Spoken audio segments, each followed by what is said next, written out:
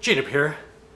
Christmas songs are a historic part of the Christmas tradition that tend to bring up nostalgia. And now that I've used the words historic and nostalgia, I can tell the YouTube algorithm that this video is part of the theme. Now, when we think of Christmas carols, we tend to think, screw the anecdote. Today I'm going to talk about the 5 creepiest Christmas songs. Basically, unintentionally creepy songs. So probably the most obvious would be Santa Claus is Coming to Town. I probably don't even need to explain what's creepy about that song. I can just mention it and you know where I'm going with it. I even did a video about that last year. He sees you when you are sleeping. He knows when you are awake.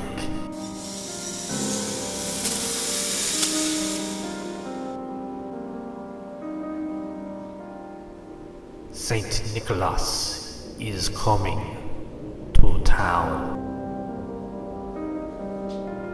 The song even says, "You better watch out." It positions Santa Claus as a thing to be feared. The next song is I Saw Mommy Kissing Santa Claus. Now, the song itself is fine. It's about a kid who thinks their dad is Santa Claus and sees their mom kissing their dad dressed as Santa Claus.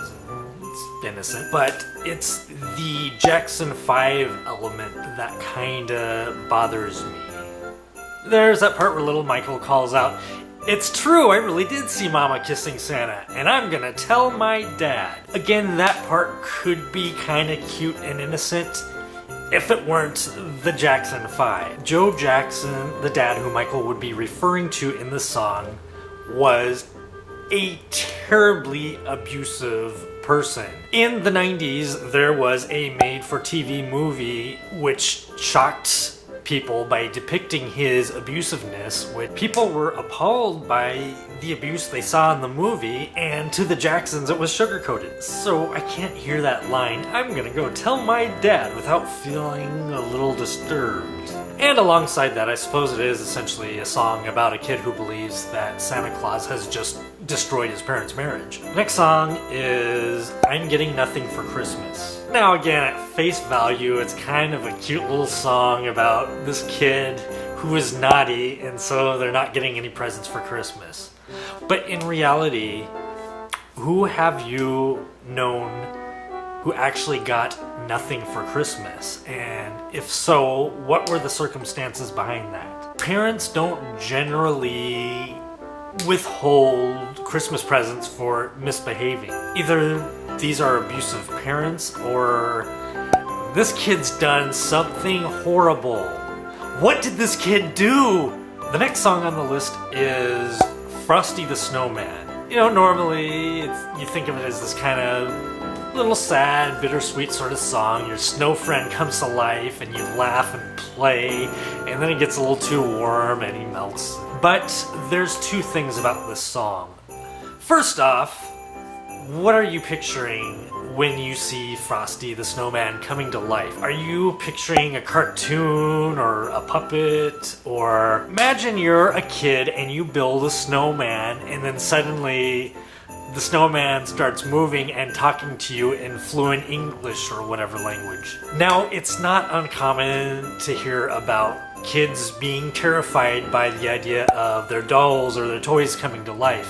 They don't think, "Oh boy, my toys are alive, we're gonna be friends and have so much fun." No, they hide under their covers and run to their parents' room crying. Next thing, okay, so eschew the previous part of this conversation. The snowman comes to life and kids fine with it, they're happy and they're friends and they're playful. Then it warms up and the snowman melts. What is that like for the snowman? See, to your point of view, when the snowman melts, the weather got warmer. It's no longer cold, it's gotten warmer, and now the ice is melting. But from your point of view, if you were to melt, it's not because things got warmer, it's because things got searing hot. You are in a volcano. To the snowman's point of view, the weather became apocalyptically hot. Now, I'm not authorized to evacuate Ahwatukee, but this temperature seems pretty high. And his body melted. The final song I want to talk about is Baby It's Cold Outside. This is one that if you've listened to, you've probably thought about it before. Now, you know, it seemed pretty innocent, you know, it just sounded like a song about it being cold outside. Then over the years I began to hear it more regularly, and it seems to be the male singer is trying to convince the female singer not to go outside because it's cold out. Then somebody pointed out to me the line where the female singer says, "Say, what's in this drink?" There's a lot of people who say that sounds a little too close to roofies. But even if not, if it's still just alcoholic beverages, it's still a creepy guy pushing drinks on her and trying to coerce her into staying and sleeping with him. There's even a version of the song where the lady says, "You're really pushy," and the guy says, "I prefer to think of myself as opportunistic." At that point, there's no holds barred. This is a guy trying to coerce a woman into staying and sleeping with him. And that's it. I have now ruined 5 classic Christmas songs for you. Thanks for watching, everyone. See you next time. J-Dubb out.